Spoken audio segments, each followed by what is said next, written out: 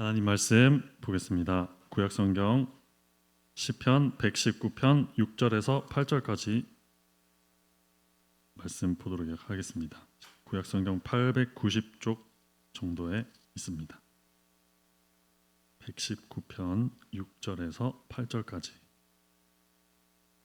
함께 합독하면 좋겠습니다. 6절부터 합독하도록 하겠습니다. 시작. 내가 주의 모든 계명에 주의할 때에는 부끄럽지 아니하리이다. 내가 주의 의로운 판단을 배울 때에는 정직한 마음으로 주께 감사하리이다. 내가 주의 율례들을 지키오리니 나를 아주 버리지 마옵소서. 아멘. 지난 수요 예배 때 제가 1절부터 6절까지 말씀을 전했습니다. 오늘 이어서 다시 한번 정리하고 또 종합적으로 보도록 하겠습니다. 시편 119편은 이 제일 긴 시편이죠. 시편 중에. 그리고 또 특징이 있는데 8절씩 나누어져 있다는 것이 또 특징입니다. 그래서 오늘 1절에서 8절을 1연이라고 할 수 있겠죠. 시에서 연이라고 하죠. 그 한 단락을 오늘 1년을 종합적으로 보는 시간을 가지도록 하겠습니다. PPT 한번 보여주시면 감사하겠습니다. 제가 이 구조를 좀 정리를 해봤습니다. 시편 119편 1절에서 8절 1년의 구조를 보면 시인의 정서가 이렇게 움직이고 있다는 것을 알 수 있습니다. 먼저 1절에서 3절 두 부분으로 나눌 수 있을 것 같네요. 두 부분으로 1절에서 4절까지를 첫 번째 부분. 첫 번째 부분에서는 이 두 가지 깨달음에 대해서 얘기를 하네요. 두 가지 깨달음. 그리고 이제 두 번째 부분은 5절에서 8절이라고 할 수 있습니다. 5절에서 8절에도 어떤 두 가지의 내용이 들어 있습니다. 각 부분을 우리가 살펴보도록 할 텐데 각 부분을 보기 전에 먼저 이 시편에서 우리가 얻을 수 있는 교훈은 어떤 것인가 하는 것을 잠깐 생각해보고 내용을 또 보도록 하겠습니다. 시편은 이야기로 구성된 게 아니죠. 모세 이야기도 있고 성경에 보면 예수님의 이야기들이 있습니다. 이야기를 보면서 우리가 무엇을 느낍니까? 또 교훈을 얻기도 하고 이런 가르침을 받습니다. 이야기를 통해서. 또 성경을 보면 바울이 편지를 쓴 것처럼 이 편지 형식의 글도 아니라는 것을 시편은 알 수 있습니다. 논리적으로 작성된 글이 아니라는 것이죠. 바울의 편지처럼 그렇게 논리적인 글로 작성된 것도 아닙니다. 시편을 보면 시인이 하나님을 그냥 단지 찬양하기도 하고 또 탄식하는 그런 시를 쓰기도 하고 또 그저 어떻게 보면 그냥 시인의 자기의 아까 저 PPT에 있었던 말이죠. 정서라는 말을 썼습니다. 정서.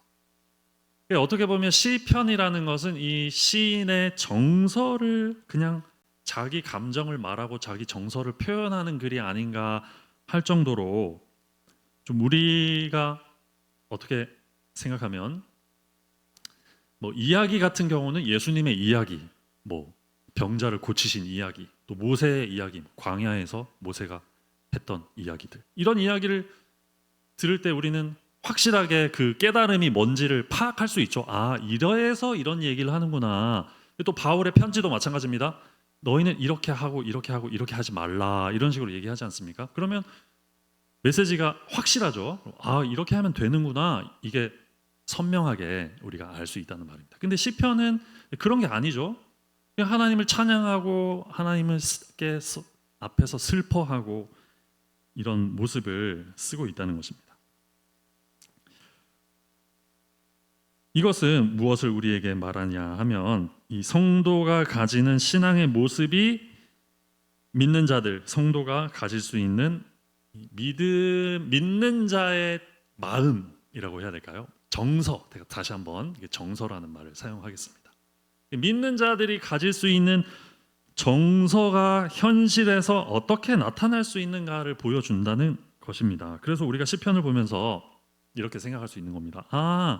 하나님을 믿는다는 것은 하나님을 믿는 신앙인의 성도의 감정이나 성도가 가질 수 있는 정서는 바로 이런 것이구나 하는 신앙인의 모습, 신앙인의 정서, 이런 것을 우리가 명확히 이렇게 해라, 이렇게 하지 말라, 이런 말은 아니지만 믿는 자의 모습, 믿는 자가 기도하는 모습, 기도하는 어떤 감정, 정서, 또 기도하는 내용, 이런 거를 우리가 보면서, 엿보면서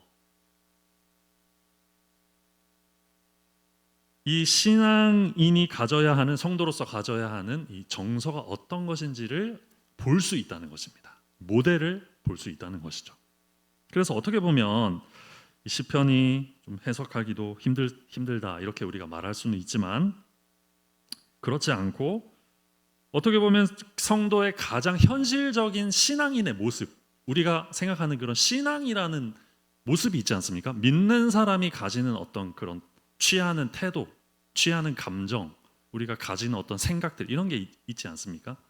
그런 것을 가장 현실적으로 나타내주는, 보여주는 것이 아닌가. 어떻게 보면 가장 실제적인 이 성도의 모습을 엿볼 수 있는 게 시편 아닌가, 그렇게 생각할 수 있습니다. 왜냐하면 성도가 실제 현실에서 겪는 무수히 많은 감정과 실제적인 신앙의 모습을 보여주고 있기 때문입니다. 그러므로 오늘 119편 1연을 이제 보는데 1절에서 8절 1연의 말씀을 통해서 이 하나님이, 성경이 우리에게 보여주는 모습이 있습니다. 어떤 모습, 이 성도로서 가지는 그런 신앙인의 모습이 있다는 것이죠. 이것을 우리가 좀 볼 수 있기를 소망합니다. 그러면서 또 한편으로는 이 시편이 이제 2000년, 3000년 전에 작성된 글입니다.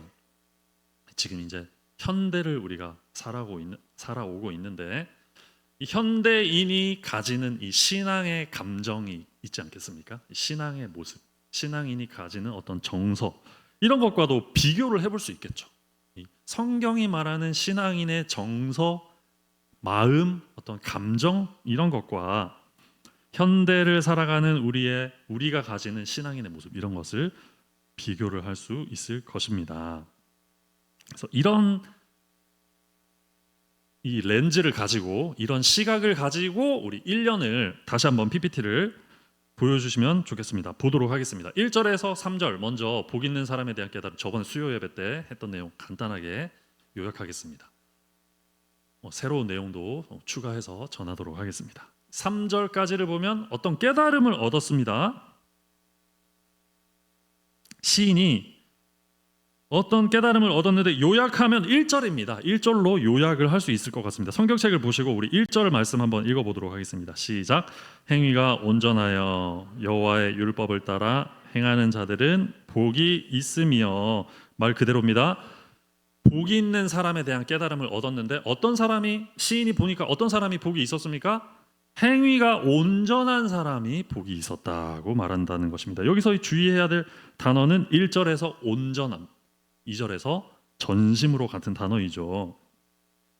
신앙의 모습을 지금 보여주고 있는 것입니다. 성경이 말하는 신앙인이 어떤 마음을 가지고 살았는가, 2000년 전, 3000년 전에 그것을 우리에게 보여주는 것이죠. 어떤 모습입니까?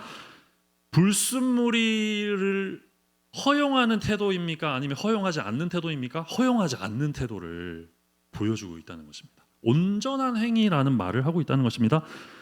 현대에 우리가 생각하는 신앙의 모습은 어떤 모습입니까?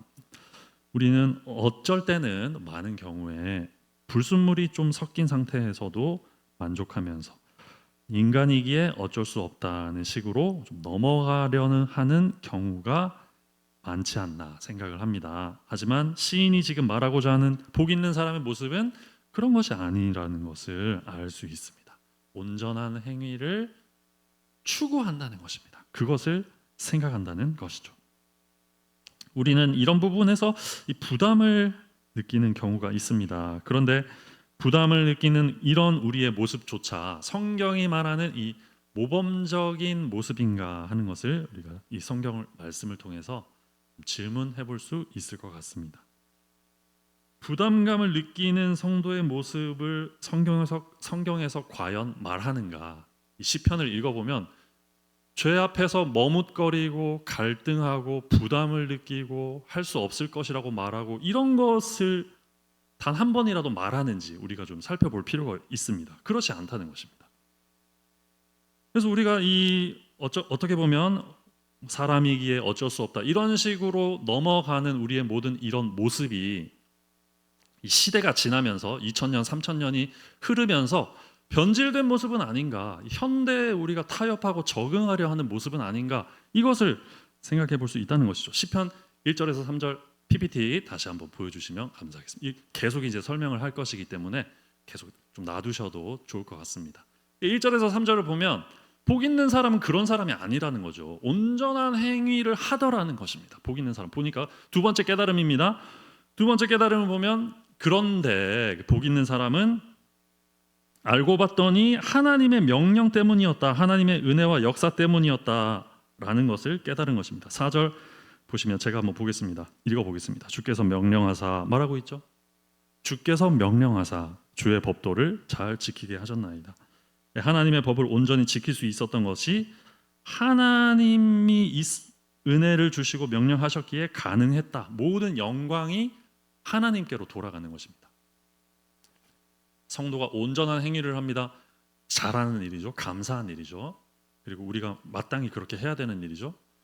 근데 이제 그렇다고 해서 이 영광이 누구에게 있는가, 이것을 지금 시편 그런 정서를 가지고 있는 겁니다. 그런 신앙의 정서를 가지고 있는 겁니다. 이 영광조차 성도의 온전한 행위에 들어있는 나타나는 이 영광스러운 모습조차 하나님이 허락하시기 때문에 하나님이 영광 받으시옵소서라고 고백하는 그런 깨달음을 말하고 있는 것입니다. 이런 시인의 인식 세계 속에서 성도의 정서 안에서 인간의 교만이 자리할 곳은 없다는 것을 알 수 있습니다. 사람이 아무리 온전하더라도 자랑할 수 없다는 것입니다. 그 영광은 오직 하나님으로부터 나타난 것이다.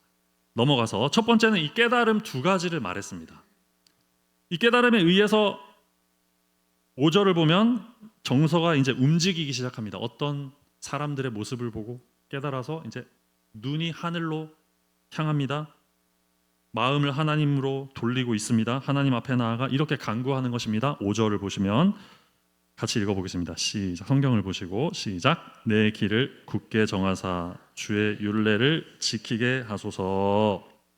하나님께 간청드리고 있는 겁니다. 복 있는 사람은 온전한 행위였습니다. 근데 그 복 있는 사람 온전한 행위를 할 수 있었던 것도 하나님의 은혜였습니다. 하나님이 역사하신 때문이었습니다. 그러므로 내 길을 굳게 정하사 주의 율례를 지키게 하옵소서 간청하고 있는 것입니다. 이것이 바로 오늘날 이 현대를 살아가는, 어찌 보면 이 좀 성경이 말하는 신앙인의 모습과 다른 것을 표준으로 가지고 있는, 이것이 중요한 말이겠죠. 성경이 말하는 성도의 표준은 있는데 현대의 많은 경우 우리의 모습은 그것이 약화되거나 감소된 그런 모습이 있을 수 있다는 것입니다. 그래서 우리에게 저 5절의 기도가 절실히 오늘날 우리에게 필요하지 않나. 우리의 마음을 굳게 하사 주의 율례를 지키게 하옵소서, 이렇게 기도한다는 것입니다. 하나님이 이 기도에 응답하신다면 성도는 어떤 복을 얻을 수 있을까 하는 내용이 바로 6절, 7절의 그 내용입니다. 그 5절, 8절이 쌍을 이루고 있습니다. PPT를 보시면 5절과 저거 지금 이제 5절 앞에 제가 그림을 그려놨는데 여기는 나오네요. 저기 모니터에는 잘려서 나오는데 화면에 나옵니다. 저기 이렇게 표시가 되어 있죠. 5절, 8절이 묶여져 있습니다. 이것이 이제 기도하는 부분을 6절, 7절을 감싸고 있다. 기도가 감싸고 있다는 것을 우리가 알 수 있죠. 보시면 이제 5절, 8절이 기도를 하는 것이고 그 사이에 들어있는, 끼어있는 샌드위치처럼 들어가 있는 이 6절, 7절에서 보여주는 것은 우리가 그 하나님께 기도했을 때 뭐라고 기도합니까? 지키게 해달라고 기도를 하는 겁니다. 하나님의 율법을 지키게 해달라고. 기도했을 때 어떤 모습을 그릴 수 있는가, 성도의 복 있는 모습이 어떤 모습인가 하는 것을 6절 7절에서 보여주고 있다는 것입니다. 둘러싸고 있다는, 기도가 둘러싼 내용이라는 것입니다. 그래서 지난 수요 예배 때 6절까지 우리가 살펴봤습니다. 6절을 보면 내가 주의 모든 계명에 주의할 때에는 부끄럽지 아니하리이다, 이렇게 말씀하고 있습니다. 부끄러움, 수치심을 이기게 될 것이다 말씀하고 있는 것이죠. 하나님 앞에서 수치심, 사람으로부터 겪는 수치심 앞에서 자유롭게 될 것이다. 어떻게 해야 우리에게 이런 일이 일어납니까? 성도 여러분, 어떻게 해야 우리가 부끄럽지 않게 되겠습니까? 어떻게 해야 되겠습니까?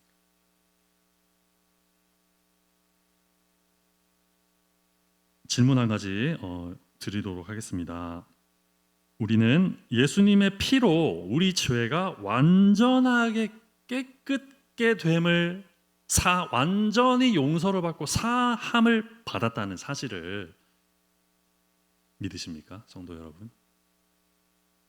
예수님의 피가 어느 정도의 능력이 있는가 하는 문제입니다. 어느 정도로 우리를 깨끗하게 하는가. 예수를 믿으면 그 십자가에서 흘리신 피가 우리를 얼마나 깨끗게 하는 것일까요? 얼마나 깨끗하게 하는 것일까요? 그냥 우리가 좀 착한 사람으로 인정받는 건가요? 그런 것이 아니라는 거죠. 의롭다 하는 그 칭의를 우리 이 죄인들에게, 불경건한 사람들에게 하나님이 선물로 주시는 것입니다. 예수 그리스도 안에서, 십자가 안에서 허락하시는 것입니다. 그러므로 바로 이 믿음, 어떻게 이런 일이 있을 수 있을까? 부끄럽지 않게 되는 일이 있을 수 있을까? 떳떳하다는 것이죠. 떳떳하다는 것이 의인으로서 인정을 받는다는 것이죠.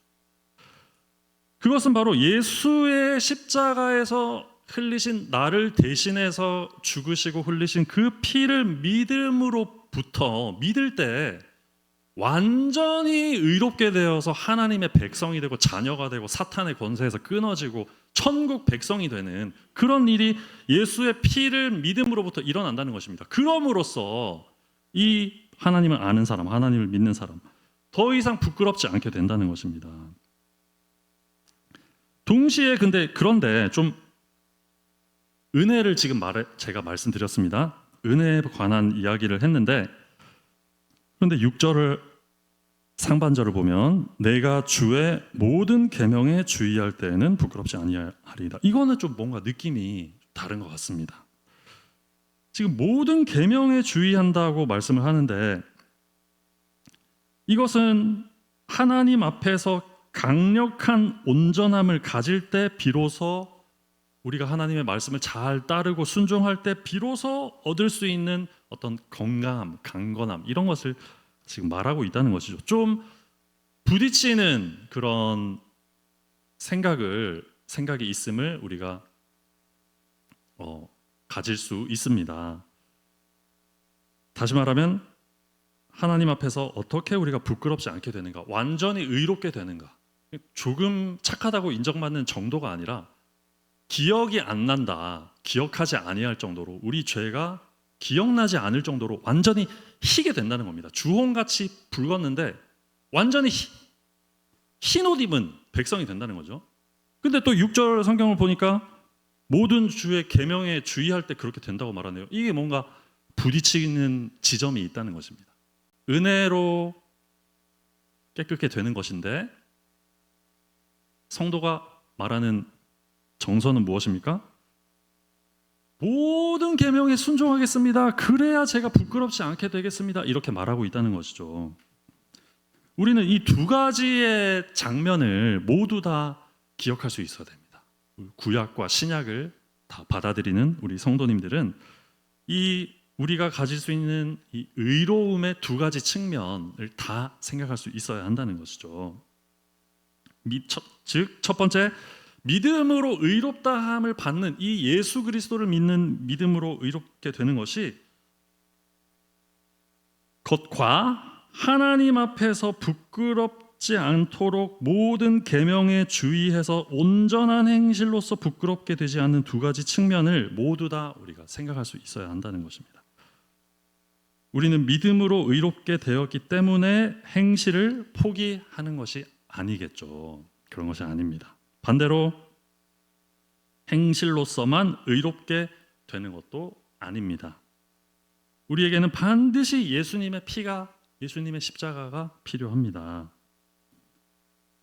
그러므로 우리가 놓여 있는 이 상황은 이 성경 말씀이 6절에서 묘한 긴장감이라고 우리가 말할 수 있습니다. 묘한 긴장감을 준다는 것입니다.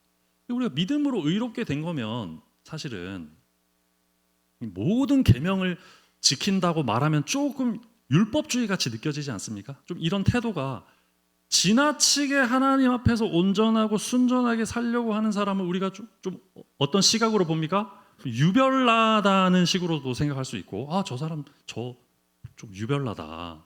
그리고 좀 율법주의 아니야? 믿음으로 사는 건데, 성도는 믿음으로 사는 건데 저렇게까지 온전하게 살려고 하는 거 좀 율법주의 아니야? 이렇게 생각할 수도 있는데, 이 시편의 성도의 모습을 우리가 말하는 이 사람은, 이 시인은 어떤 신앙을 갖고 있냐? 온전히 행하고자 하는 믿음을 가지고 있다는 것입니다. 양보를 안 하려고 한다는 것입니다. 좀 우리가 연약하니까 사람으로서 어쩔 수 없는 것이 아니냐, 그런 생각을 안 한다는 겁니다. 그런 믿음이 아니라는 겁니다. 그래서 이 두 가지 측면의 이 의로움을 우리가 다 붙들 수 있어야겠다는 말씀이죠.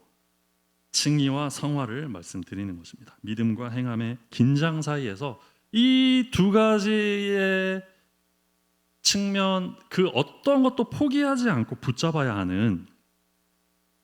붙잡고 있는 이 사람은 그렇게 하고 있지 않습니까? 지금 이 6절을 그런 마음으로 지금 쓰고 있지 않습니까? 온전히 모든 계명에 주의할 때 부끄럽지 아니하리이다. 이런 신앙의 모습을 가지고 있었다는 것이죠. 두 번째, 7절입니다.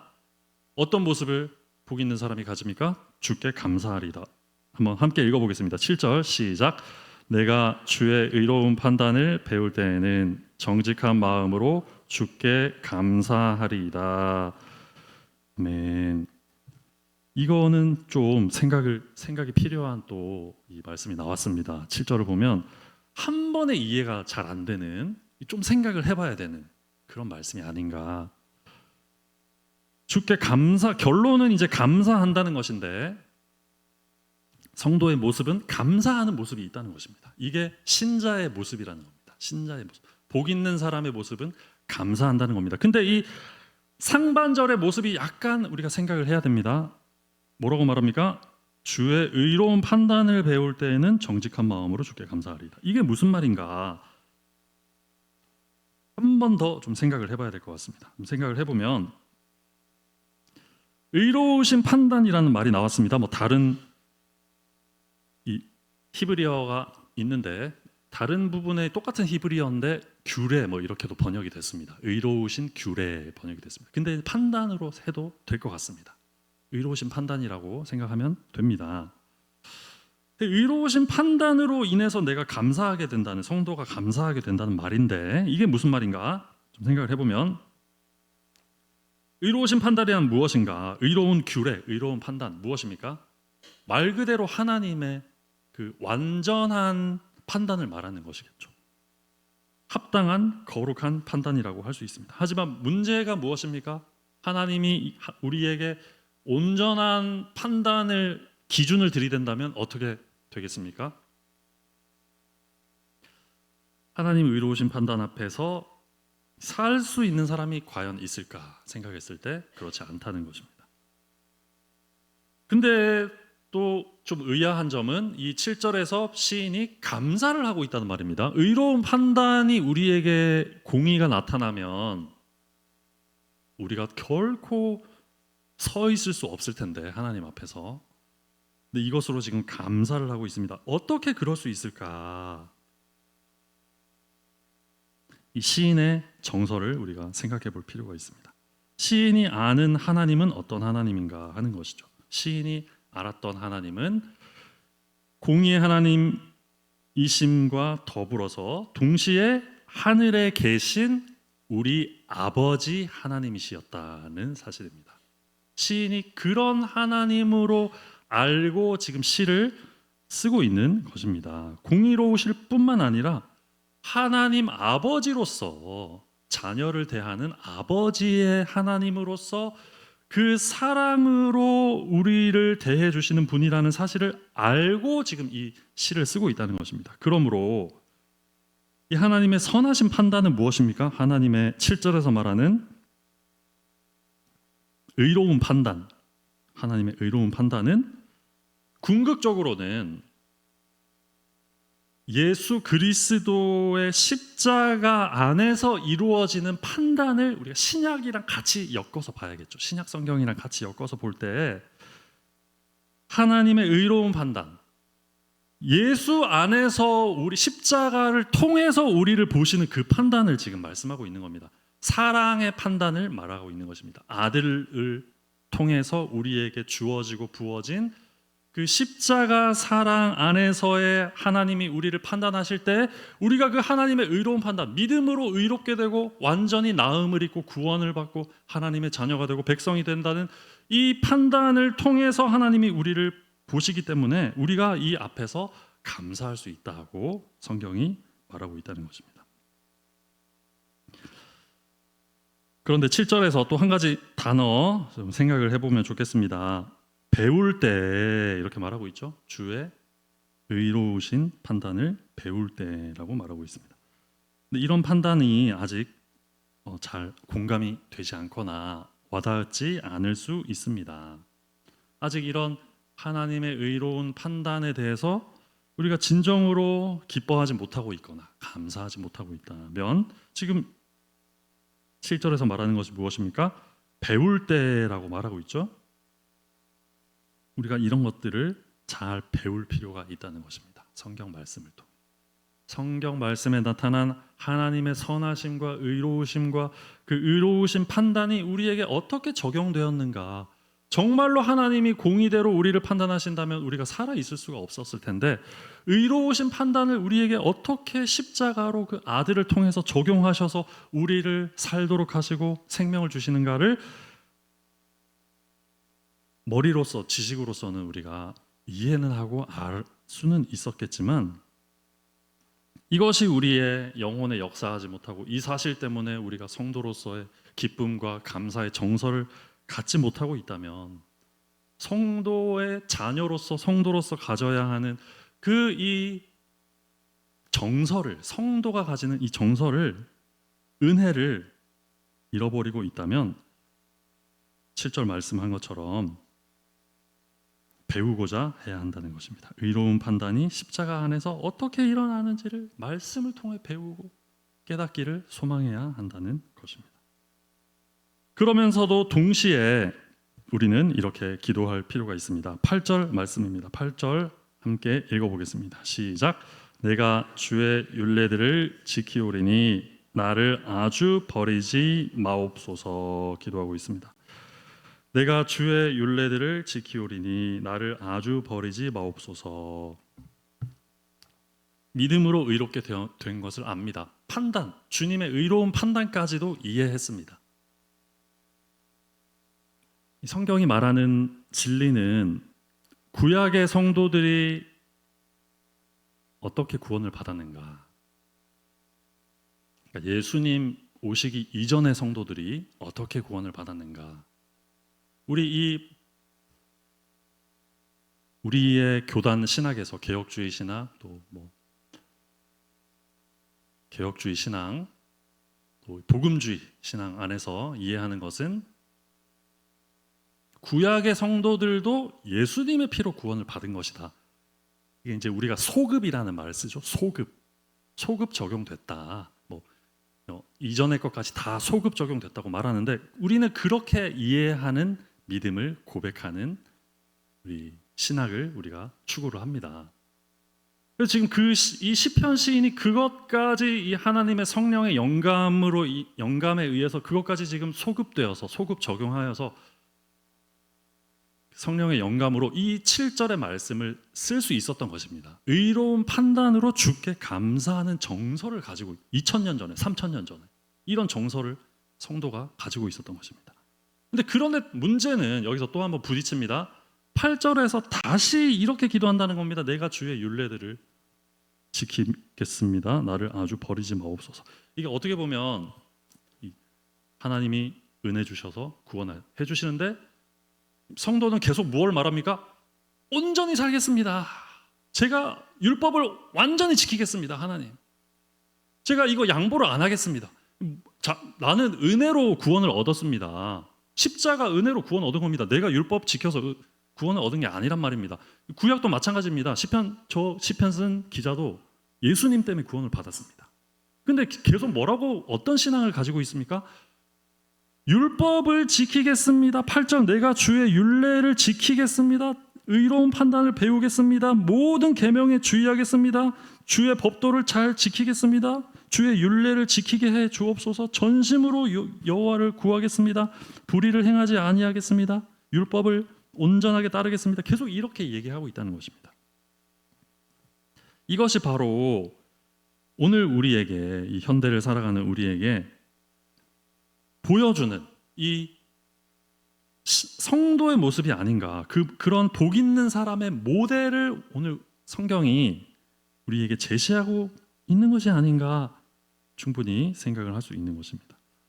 그러므로 우리에게 이 8절의 기도가 필요한 것이죠. 믿음으로 의롭게 되었지만, 믿음으로 의롭게 됐습니다. 내 공로로 된 것이 아닙니다.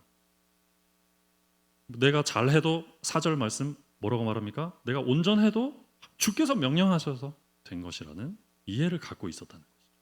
그럼에도 불구하고 오늘 우리가 가져야 될 모습, 신앙의 모습,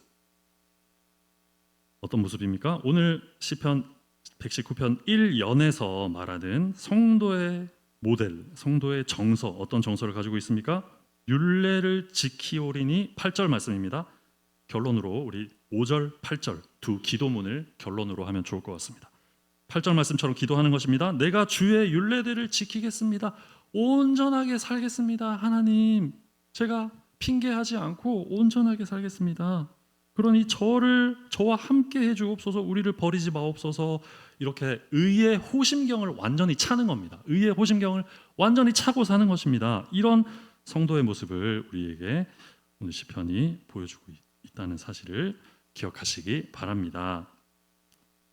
이렇게 온전한 행위와 온전한 믿음 모두를 위해서 우리는 기도해야 하는 것입니다. 말씀을 마치겠습니다. 이것이 이 시편 119편 1년이 우리에게 보여주는 현대를 살아가고 있는, 어쩌면 현대에 좀 변화됐을 수도 있는 2000년 3000년 전에 이 시편 기자의 신앙과는 좀 달라진 모습을 표준으로 삼고 살아갈 수도 있는, 그것을 기본으로 생각할 수도 있는 우리에게 이런 성도의 정서와 신앙을 우리에게 보여준다는 것이죠. 율법주의 아닌가? 저렇게 하면 율법주의 아닌가요? 그런 오해를 할 정도의 하나님 계명을 지키기에 흠이 없기를 기도하면서 바라고 있다는 사실을 잘 기억하면 좋겠습니다. 사랑하는 성도 여러분, 행위가 온전하여 여호와의 율법을 따라 행하는 자들은 복이 있는 줄로 믿습니다. 오늘 성경이 그걸 말씀하고 있습니다. 온전히 행하는 자들은 반드시 복이 있을 것입니다. 그러므로 우리가 기도해야 되는 것입니다. 주께 율례를 지키게 하여 주옵소서. 흔들리지 않게 하여 주옵소서. 5절처럼 기도해야 되는 것입니다. 그럴 때 우리에게 어떤 복이 있습니까?